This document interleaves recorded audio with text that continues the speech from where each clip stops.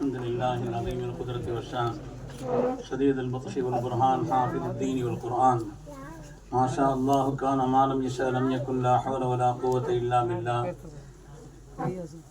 إن أريد إلا الإصلاح ما استطعت وما توفيقي إلا بالله عليه توكلت وإليه أنيب سبحانك لا علم لنا إلا ما علمتنا إنك أنت العليم الحكيم قال الله سبحانه وتعالى في القرآن الحميد بسم الله الرحمن الرحيم وما آتاكم الرسول فخذوه وما نهاكم عنه فانتهوا وقال النبي صلى الله عليه وسلم من جعل قاضيا بين الناس فقد ذبح بغير سكين أو كما قال عليه الصلاة والسلام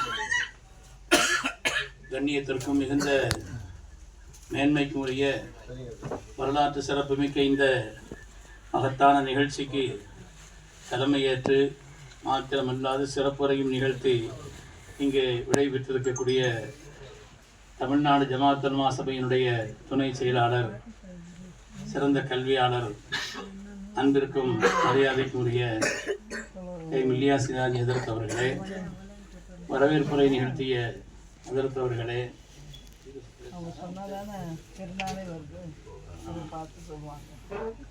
அபுத்தாயிர் சிராஜ் ஹதரத் அவர்களே, இங்கே கருத்துரையாற்றிய சங்கைக்குரிய பீர் பாக்கி ஹதரத் அவர்களே, இந்த மிஷ்காத்துல் மசாபிஹ் என்ற ஹதீஸினுடைய இந்த மொழிபெயர்ப்பு நூலை என்னுடைய திருக்கரங்களால் தகுதியானவர் பெற்றிருக்கிறார்கள் மரியாதைக்குரிய அப்துல் ரஹ்மான் ஹதரத் அவர்கள். அதே போல இங்கே பேசிய மரியாதைக்குரிய இலங்கை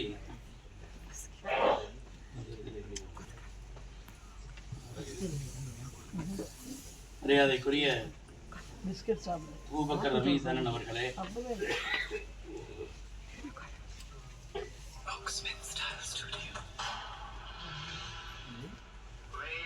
மரியாதைக்குரிய சென்னை ரஹ்மத் அறக்கட்டளையினுடைய அரங்காவலர் கண்ணியமிக்க அல்ஹாஜ் எம் உஸ்மான் அவர்களே,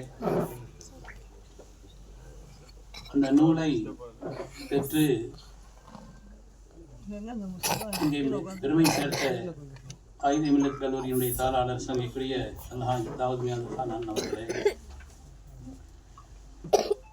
நம்முடைய உள்ளத்தில் எல்லாம் நிறைந்திருக்கக்கூடிய மிகவும் கண்ணியமிக்க அவர்களே,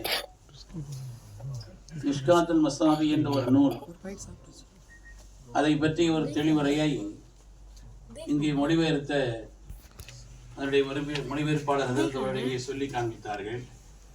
அருமையானவர்களே, நமது உயிரின மேலான கண்மணி ரசூலுல்லாஹி ஸல்லல்லாஹு அலைஹி வஸல்லம் அந்த உன்னதமான ஹதீஸுகள் தான் குர்ஆனுடைய விளக்க உரை. குர்ஆனிலே வரக்கூடிய எல்லா செய்திகளையும் ஒரு ஆமான ஒரு விஷயம் குர்ஆனிலே வருகிறது, அதை ஹாஸாக ஆக்குவது விஷயத்திலோ, முத்தலக்கான விஷயம் வருகிறது, அதற்கு என்ன நிபந்தனைகள் கைதுகள் என்ன என்று போடுவதிலோ, ஒரு முஜ்மலான விஷயம் வருகிறது, மூடலாக இருக்கிறதை தெளிவுபடுத்துவதிலோ ஹதீஸுகளுடைய பங்களிப்பு மிக முக்கியமானது.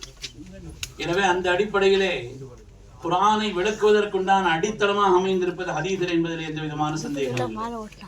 அந்த சுன்னத், அந்த குர்ஆனை நிலைநிறுத்துவதற்கு சுன்னத்து தேவை, ஸல்லல்லாஹு அருள் வாக்குகள் தேவை என்ற ஒரு நிலையிலே சுன்னத் என்பது கிட்டத்தட்ட ஒரு கிதாபினுடைய நிலையில், அல்லாஹுடைய வேதத்தினுடைய ஒரு நிலையில் அமைந்திருக்கிறது என்று பெருமக்கள் சொல்வார். ஹதீஸுகளை தொகுத்த பெருமக்கள் பல்வேறு கண்ணோட்டத்திலே தொகுத்திருக்கிறார்கள். இதற்கு இமாம் புகாரி ரஹ்மத்துல்லாஹி அலைஹி அவர்கள் 16 நிபந்தனைகளை கொண்டு தங்களுடைய ஹதீஸ் தொகுப்பை அமைப்பார்கள்.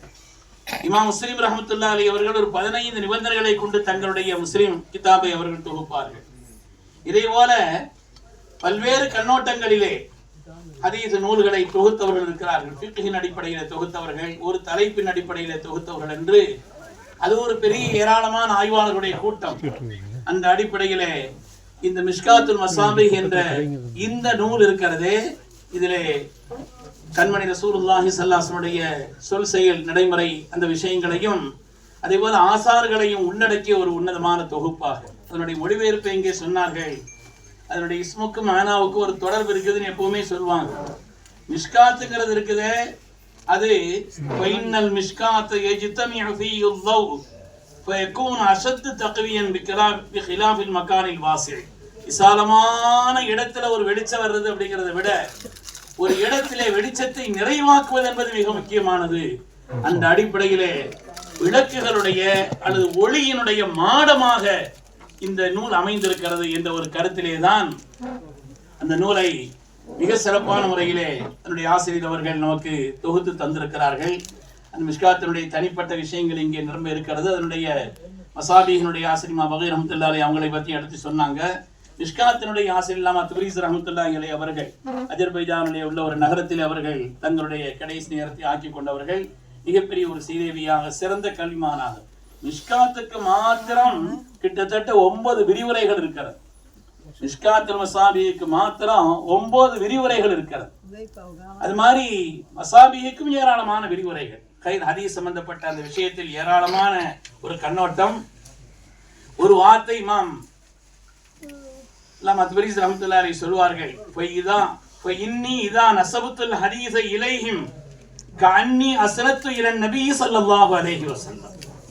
நான் ஒரு ஹதீஸை இமாம் அபூதாவூத் அவர்கள் ரிவாயத் செய்தார்கள் என்று சொன்னேன் என்று சொன்னால், இமாம் அபூதாவூத் ரஹ்மத்துல்லாஹி அவர்களிடத்தில் மாத்திரம் இந்த நிஸ்பத் போய் சேரவில்லை, அது கண்மணி ரசூலுல்லாஹி ஸல்லல்லாஹு அலைஹி வஸல்லம் போய் சேர்கிறது. ஏன் என்று சொன்னால் லிஅன்னஹும் கத் ஃபரகு மின்ஹு வஅக்னூனா. ஏன்னா இமாம் ஸல்லல்லாஹு அலைஹி வஸல்லம் அவர்கள் வரை இது எப்படி சேருகிறது என்ற அந்த தொடர் தெளிவான முறையில் பாதுகாத்து வைக்கப்பட்டிருக்கிறது. அது அவ்வளவை விரிவாக சொல்ல வேண்டியதில்லை என்று அதை எடுத்து சொல்வார். அதனாலே இன்றைக்கு பொதுவாக ஹதீஸ்களுடைய அந்த விரிவுரையினுடைய உலகத்திலே மிஷ்காத்துல் மசாபீஹ் என்பது மதரசாக்களுடைய பாடத்திட்டத்தின் அடிப்படையான ஒரு பாடம் என்பதிலேயும் எந்த விதமான சந்தேகம் இல்லை. ஒவ்வொரு தலைப்பின் கீழ் அதை ஒரு 3 ஃபஸ்ல்களாக ஆக்கி மிக அழகான முறையில் தொகுத்து கொடுக்கக்கூடிய ஒரு உன்னதமான நூல் என்பதிலேயும் சந்தேகம் இல்லை. அருமையான பெருமக்களே, அப்படிப்பட்ட ஒரு அருமையான இங்க நூலை ரஹ்மத் பதிப்பகம் வெளியிட்டிருக்கிறது என்பதிலே ஆனந்தம். அது கண்மணி ரசூலுல்லாஹி ஸல்லல்லாஹு அலைஹி வஸல்லம் கண்ணியத்திற்கு புகழ் சேர்க்கக்கூடிய ஒரு காரியம் என்பதிலேயும் சந்தேகமே இல்லை. முக்கியமாக இந்த நிகழ்விலே நம்முடைய காசி சாஹிப் அவர்கள் பாராட்ட பெறுகிறார். உண்மையிலே தகுதி உள்ளவர்களை பாராட்டுவதும் வாழ்க்கையில் நமக்கு உண்டான கடமைகளில் தகுதி உள்ளவர்களை, அதற்குண்டான தகுதி உள்ளவர்கள் காசி சாஹிப் அவர்கள் அதனுடைய முழுமையான தகுதி என்பதிலே சந்தேகமே. அதிலேயும் இமாம் புகாரி ரஹ்மத்துல்லாஹி அலைஹி அவர்கள் அவருடைய விருது என்ற பெயராலே, அவருடைய பெயராலே இந்த விருது என்றால் அதுவும் சாதாரணமானது. இமாம் புகாரி என்று சொன்னாலே நம்முடைய மரியாதைக்குரியவர்கள் அதை மெச்சுவார்கள், சந்தோஷப்படுவார் என்று சொன்னார். யார் வச்சாமல் இருக்க முடியும்? இத்தஃபகல் லஇம்மா அலா அன்ன ஸஹல் குதுபி வஅல கிதாபில்லாஹி ஸஹீஹுல் புகாரி. உலகத்தில் உண்டான எல்லா பெருமக்களும் ஒத்த கருத்தோடு இருக்கிறார்கள். அல்லாஹ்வுடைய வேதத்திற்கு பின்னாலே இந்த உலகத்தில் ஆதாரபூர்வமான ஒரு நூலை தொகுத்து தந்தவர்கள் ஹஜ்ரத் இமாம் முஹம்மது பின் இஸ்மாயில் புகாரி ரஹ்மத்துல்லாஹி அலைஹி அவர்களிலே எந்த விதமான சந்தேகம் இல்லை. மிக பேணுதலானவர்கள். ஸல்லல்லாஹு அலைஹி வஸல்லம் ஹதீஸை தொகுக்கிறோம் என்ற காரணத்தினால் அதற்குண்டான முழு தகுதியை பெற்றிருந்தார்கள். கப்பல் பயணம் செய்கிறார்கள். அவரிடத்திலிருந்து ஒரு 1000 பொற்காசுகள். நீண்ட நாட்களுடைய பயணம் என்பதனாலே பக்கத்தில் இருந்தவரிடத்திலே சொன்னார்கள், பல விஷயங்களை பேசும் பொழுது நான் 1000 பொற்காசு வச்சிருக்கிறேன். அதன் மீது பேராசை உண்ட அவர் திடீரென்று அவர் சத்தமிட்டு விட்டார், 1000 பொற்காசுகள் காணவில்லை என்று சத்தமிடுகிறார். இமாம் புகாரி ரஹ்மத்துல்லாஹி பார்த்தார்கள், ஆகா இது நம்மிடத்திலிருந்து பறிப்பதற்கான ஒரு முயற்சி அல்லவா, பணத்தை கேட்டா கொடுத்துட்டு போயிடலாம். ஆனால் நான் நமது உயிரின மேலான கண்மணி முஹம்மது ரசூலுல்லாஹி ஸல்லல்லாஹு அலைஹி வஸல்லம் ஹதீஸ்களை தொகுக்கும் பணியில் ஈடுபட்டிருக்கிறேன். இந்த ஒரு நிலையிலே நான் ஒரு திருட்டு பட்டம் வாங்கிவிடக் கூடாது என்பதற்காக வேண்டி தங்களிடத்திலிருந்து அந்த 1000 பொற்காசுகளை கடல்ல வீசிட்டான் இமாம் புகாரி ரஹ்மத்துல்லாஹி. என்ன அது ஸல்லல்லாஹு அலைஹி வஸல்லம் கண்ணியத்திற்கு குறை வந்து விடக்கூடாது என்பதற்காகவே. உண்மையானவர்களே, அப்படி ஒரு பேணுதலான வாழ்க்கை வாழ்ந்தவர்கள். இந்த துறைக்குண்டான என்ன அடிப்படையான தேவையை எல்லாவற்றையும் நிரம்ப பெற்றிருந்தார்கள். இமாம் புகாரி ரஹ்மத்துல்லாஹி பகதாதுக்கு வர்றாங்க. அந்த நேரத்திலே அவர்களிடத்திலே ஒரு 100 ஹதீஸ்களை இமாம் புகாரி இடத்துல சொல்றாங்க. அதிலே அறிவிப்பாளர்களை மாற்றி மாற்றி வரக்கூடிய அறிவிப்பாளர்களுடைய பெயர்களை மாற்றி ஒரு ஹதீஸை இன்னொரு இடத்தில் சேர்த்து அப்படியெல்லாம் மாற்றி மாற்றி சொல்கிறார்கள். இதை கேட்டுக்கொண்டிருந்த இமாம் புகாரி ரஹ்மத்துல்லாஹி சொல்லி முடித்த பிறகு அதற்கு பிறகு அவர்கள் சொன்னார்கள், இந்த ஹதீஸ் இப்படி இல்லை, இந்த ஹதீஸினுடைய அசலான வாசகம் இப்படி, இந்த ஹதீஸிலே வரக்கூடிய அறிவிப்பாளர் இவர் அல்ல, இவர் தான் இந்த ஹதீஸை அறிவிக்கிறார் என்று அந்த 100 ஹதீஸ்களுடைய அறிவிப்பாளர்களுடைய வரிசையையும் ஹதீஸினுடைய உன்னதமான அந்த அருள் வாக்கியத்தையும் தொகுத்து அந்த இடத்திலே சொன்னார்கள். ஹதீசு கலை வல்லுநர்களுடைய மரண சக்திக்கு அது மகத்தான சாந்தி என்பதிலேயும் சந்தேகமே இல்லை. இமாம் புகார் ரஹ்மத்துல்லாஹி அவங்களுடைய கண்ணியம் உடைய மேன்மை என்பது சாதாரணமானதல்ல. அப்படிப்பட்ட மிக உயர்ந்த இமாம் புகார் ரஹ்மத்துல்லாஹி பெயரால் இந்த விருது மிக மிக தகுதியான நம்முடைய காசாப் அவர்கள். மேடைக்காக வேண்டி நாம் சொல்லல, உண்மையிலே ரொம்ப தகுதியானவர்கள். அவங்களுக்கு எவ்வளவோ பட்டங்களை நீங்கள் கொடுத்தாலும் எளிமையின் முகவரி என்ற இந்த வாசகம் இருக்கிறதே, உண்மையிலே அதற்கு தகுதியானவர். என்ன இன்னைக்கு ஒண்ணுமில்லாத நிலைகளில் எல்லாம் தன்னை பெருமிதப்படுத்தி பேசிக் கொண்டிருக்கக்கூடிய இந்த காலகட்டத்தில் எல்லா தகுதியும் பெற்ற அவர்கள், நல்ல ஆரோக்கியமும் உடல் வலிமையும் இருந்த அந்த காலகட்டத்தில் அவங்கள பத்தி சென்னை வாசிகளுக்கு நான் சொல்றதுங்கிறது கொல்லம்பற்றையில் ஊசி வைக்கிற மாதிரி. அதனால இங்க ஏதாவது ஒரு கல்யாணத்துக்கு வர்றாங்கன்னா சாதாரணமா அவங்களுடைய அந்த 2 வீலர்ல அந்த பைக்குள்ள வந்து ஒரு சின்ன மடிச்சு வச்சுட்டு வருவா. அங்க வந்து அந்த கோட்டை எடுத்து போட்டுட்டு வேலையை நடத்திடுவா. எவ்வளவு சாதாரணமாக இருந்தவர்கள். ஆனால் அவர்கள் பெற்றிருந்த கல்வி, அவர்கள் இந்த உலகத்தில் போதித்த அந்த போதனா முறை, அவருடைய கல்வி சிறந்த பட்டதாரி, சிறந்த கல்வியாளர். அது மாதிரி அவர்கள் இந்த உலகத்திலே நிரம்ப போதித்திருக்கிறார்கள். நிரம்ப அவர்களிடத்தில் பாடம் கற்றவர்கள் மெச்சி மெச்சி சொல்கிறார்கள். எப்படியெல்லாம் அந்த பாடங்களை நடத்துவார் என்று அவரிடத்தில் பாடம் பயின்றவர்கள் மெச்சி மெச்சி அதை பாராட்டி சொல்கிறார்கள். அதுலயும் ஃபத்வா துறைன்னு சொன்னா அது சாதாரணமானதல்ல. நமது உயிரின மேலான கண்மணி ரசூலுல்லாஹி ஸல்லல்லாஹு அலைஹி வஸல்லம் அவங்க சொன்ன மாதிரி ஒரு ஆள் மக்களுக்கு மத்தியில காசியாக ஆக்கப்பட்டுட்டாருன்னு சொன்னா கத்தி இல்லாமே அவர் அறுக்கப்பட்டுட்டாருன்னு அர்த்தம் சொன்னாங்க. கத்தி இல்லாமே அவரை அறுத்தற மாதிரி, கத்தி இல்லாமே ஆளை அறுக்கப்பட்டுட்டார். என்ன எந்த நிலையிலையும் ஒரு பக்கத்துல தீர்ப்பு சொல்ல வேண்டும் அல்லவா, நியாயம் என்னங்கிறத கேட்டு அதை சொல்ல வேண்டும் அல்லவா, அதற்கு ஒரு தனி துணிவு வேண்டும். உண்மையை உரக்க சொல்வதற்கு ஒரு தனி தைரியம் வேண்டும். ஒரு பக்க சார்பு நிலை எடுத்து விடக்கூடாது. அல்லாஹ் குர்ஆன்ல சொல்ல மாதிரி வலா தஅஃபுதுக்கும் பிஹிமா ரஃபத்துன் ஃபீ தீனில்லாஹ், சில காரியங்களை உறுதியா சொல்றதுல அவங்களுக்கு இறக்க வந்து விட்டு கொடுத்து போயிடக்கூடாது. மார்க்கத்தினுடைய அந்த அடிப்படையான காரியங்களை மிக தெளிவாக சொல்ல வேண்டும். அது மாதிரி எல்லாரும் பார்க்கிற பார்வையும் பார்க்க கூடாது. வித்தியாசமான பார்வை, யதார்த்தமான பார்வை, உண்மையினுடைய ஒரு பார்வை, தெளிந்த ஒரு பார்வை வேண்டும். இந்த அலாவத்திற்கே இந்த ஃபத்வா துறைக்கே தகுதியானதுல முதனானவர்கள், அதற்குண்டான முழு தகுதி கண்மணி ரசூலுல்லாஹி ஸல்லல்லாஹு அலைஹி வஸல்லம் பாராட்ட பெற்றவர்கள். வஅக்லாக்கும் அலி, அதற்கு அலிகள் தான். அவங்க தான் இந்த தீர்ப்பு சொல்வதிலேயே மிக மிக சிறந்த வழிகாட்டி. ஸல்லல்லாஹு ஒவ்வொரு சஹாபிகளுக்கும் தனித்தனி தன்மையை சொல்வார்களே.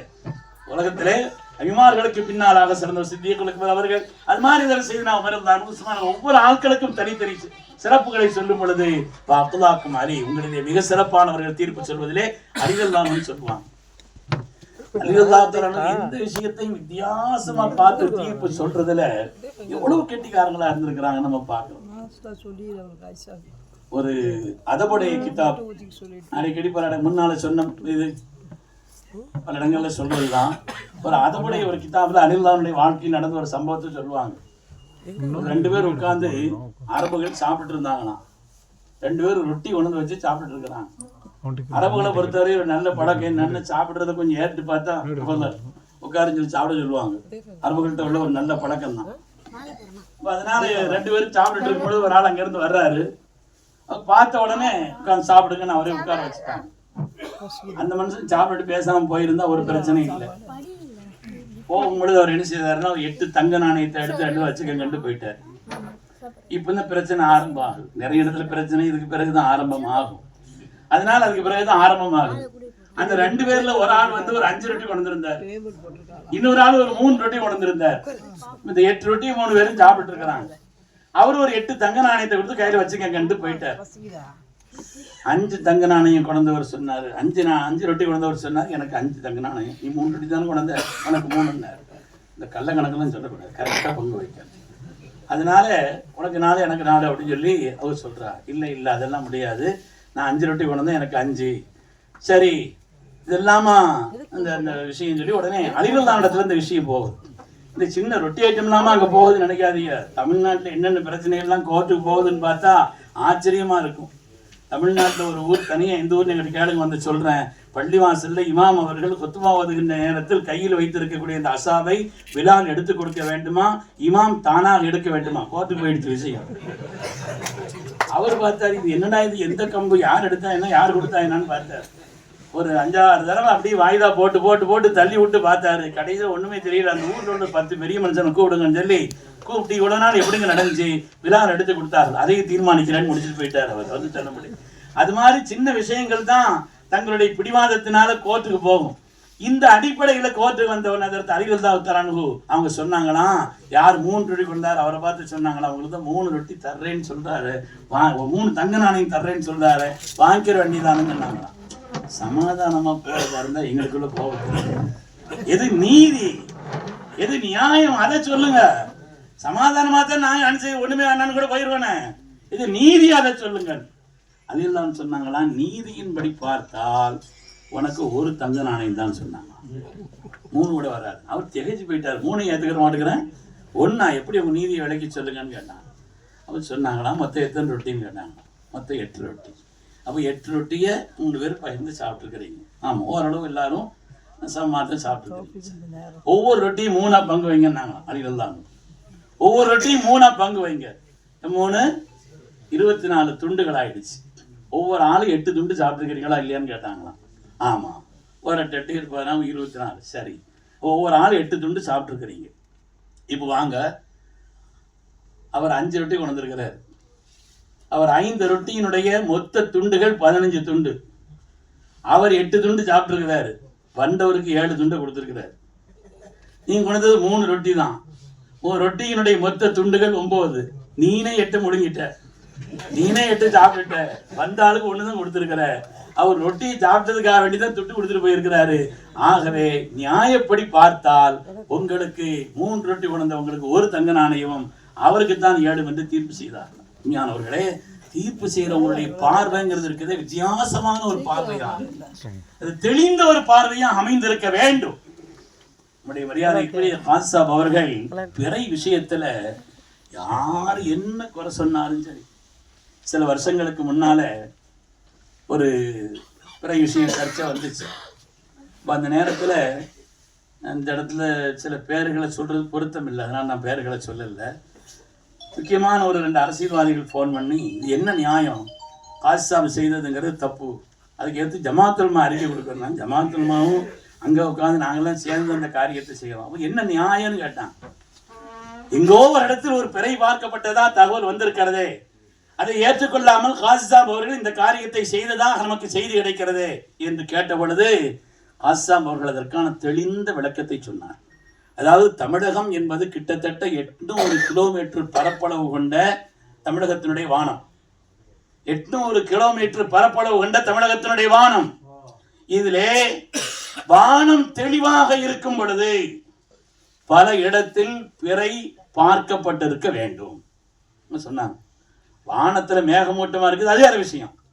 வானம் ரொம்ப தெளிவா இருக்கின்ற நேரத்திலே இந்த நிலையிலே பல இடங்களில் பிறை பார்க்கப்பட்டிருக்க வேண்டும்.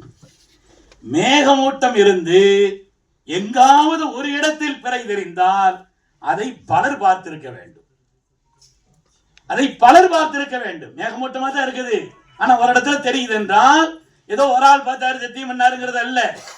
அப்படி ஓட்டா கொண்டதெல்லாம் பார்த்தா கடைசியில் அந்த ஓட்டை வேற எங்கேயும் எடுத்ததா சொல்லிட்டாங்க பின்னால. அதனால ஒரு இடமாக இருந்து மேகமூட்டமாக இருந்து ஒரு இடமாக இருந்தால் அதை பல பேர் பார்த்திருக்க வேண்டும். மார்க்கத்தினுடைய அடிப்படைகளை அவ்வளவு தெளிவாக சாதாரணமாகிறவர்களும் விளங்கக்கூடிய விதத்திலே தெளிவுபடுத்தி சொல்லிவிட்டார் ரமையான பெருமக்களே. ஆனால் நம்மிலே உள்ள பல பேரும் கூட அந்த நேரத்தில் கொஞ்சம் தடுமாறி போய்விட்டார்களோ என்று நாம் எண்ண வேண்டியது இருந்தது. காரணம் என்னன்னா, குழப்பவாதிகளுடைய அந்த குழப்ப உத்திகளை சமுதாயம் சில நேரங்களில் புரிந்து கொள்ளாமல் இருந்துவிட்டது. அதேபோல் காசிஸ்தாம் அவர்களும் அவர்கள் சார்ந்து நின்ற ஆலிம்களும் அவர்களை சார்ந்து நின்ற ஜமாத்துகளும் எவ்வளவு கௌரவமானவர்கள் என்பதை நம்மிலே உள்ள பல பேரும் கூட புரியாமல் இருந்து விட்டார். காசிஸ்தாம் அவர்கள் பிறை விஷயத்தில் அவர்கள் வைத்திருக்கக்கூடிய நடைமுறை என்ன, மார்க்கத்தினுடைய அடிப்படை என்ன, எவ்வளவு தெளிவானவர்கள் என்பதையும் சமூகத்திலே நாம் புரிந்து கொள்ள வேண்டிய அளவிற்கு புரிந்து கொள்ளவில்லை. அது மாதிரி சமூகத்தினுடைய வலைதளங்களில் வரக்கூடிய அந்த செய்திகளுக்கு முறையற்ற தேவையில்லாத முக்கியத்துவம் கொடுத்ததனுடைய விளைவுதான் நம்மிலேயே சில பேர் கொஞ்சம் தடுமாற்றத்துக்குள் ஆனார்கள் என்பதையும் நாம் பார்க்க முடிந்தது. அருமையான பெருமக்களே, கண்ணிமிக்க நம்முடைய காசாப் அவர்கள் அவருடைய பாரம்பரியம் பாரம்பரியம், அதனுடைய பாரம்பரியத்தை அதுக்குன்னு ஒரு கண்ணியம் இருக்குது, பாரம்பரியத்துக்குன்னு ஒரு கண்ணியம் இருக்குது இல்லையா? ஹதீஸிலே அதனுடைய பெருமக்கள் எவ்வளவு கண்ணியத்தை அதற்கு ஏற்படுத்தி இருக்கிறார் என்பதை நாம் பார்க்கிறோம். அதனால மார்க்கத்தை பொறுத்தவரையில் நான் ஒரு 5 நிமிஷம் எடுத்துக்கிறேன், சொல்லித்தான் ஆகணும், இல்லைன்னு சொல்லக்கூடாது. மார்க்கத்தை பொறுத்தவரையில அமல் செய்யறதுன்னு ஒண்ணு இருக்குது, மார்க்கத்திலே மதித்தல் என்று ஒன்று இருக்கு. ரெண்டுமே மார்க்கத்தினுடைய அடிப்படையில். அமல் செய்யறது மார்க்கத்துல முக்கியமானதுதான். அது மாதிரி கண்ணியம் செய்வது, கண்ணியமானவர்களை கண்ணியம் செய்வது, கண்ணியப்படுத்தப்பட வேண்டியவைகளை கண்ணியம் செய்வது, இதுவும் மார்க்கம். யூதர்கள் மூசா அலைஹிஸ்ஸலாமை மதிக்கல, ஆனா நிர்பந்தமா அவங்களுக்கு கட்டுப்பட்டாங்க. ரப்பினுடைய கோபத்தை பெற்றார்கள், கட்டுப்பட்டார்கள் நிர்பந்தமா, மதிக்க வேண்டிய அளவுக்கு மதிக்கல, ரப்பினுடைய கோபம் வந்தது. கிறிஸ்தவர்களை பொறுத்தவரையில ஈசா அலைஹிஸ்ஸலாமை நேசித்தார்கள், ஆனா அவங்க சொல்படி நடக்கல, அதனால் வழி தவறினார். குர்ஆன் சொல்கிறார், மதித்தல் கட்டுப்படல் இரண்டும் இருந்தாலும் கூட கண்ணியப்படுத்துவதை மார்க்கம் மிக முக்கியமாக சொல்லி காண்பிக்கிறார், மிக முக்கியமாக சொல்லி காண்பிக்கிறார். கண்ணியப்படுத்திய காரணத்தினால் ஏற்பட்ட விளைவுகள். அல்லாஹு தஆலா ஒரு மன்னரை, பனி இஸ்ரவேலர்களுக்கு ஒரு மன்னரை நியமித்தான், ஒரு ஆட்சியாளரை நியமித்தான். அந்த ஆட்சியாளர் யார்? யூதர்களுடைய அந்த தலைமையை நிரூபிப்பதற்கான பொறுப்பு என்ன?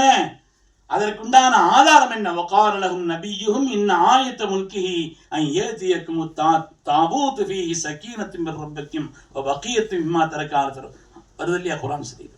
இந்த தலைமைத்துவத்தை, யூதர்களுடைய தலைமைத்துவத்தை நிரூபிப்பதற்கான அந்த ஆதாரமாக பெரிதும் மதிக்கப்படக்கூடிய அந்த தாபூத்தை கொண்டு வந்து சேர்ப்பார்கள் என்று குர்ஆன் ஒரு வரலாறை சொல்லி காண்பிக்கிறார்.